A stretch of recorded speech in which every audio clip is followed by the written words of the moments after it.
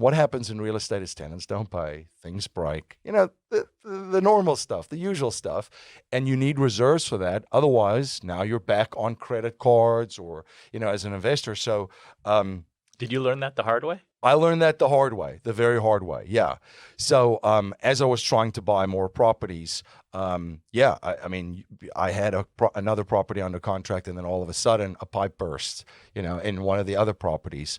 And it happens, more than often that when a pipe bursts and a property is not usable for a while, tenants don't want to pay rent in that property too. So, you have those kind of things. But I think like the big thing from a cash flow investor that I learned is it's not just the investment of cash flow that you have to look at.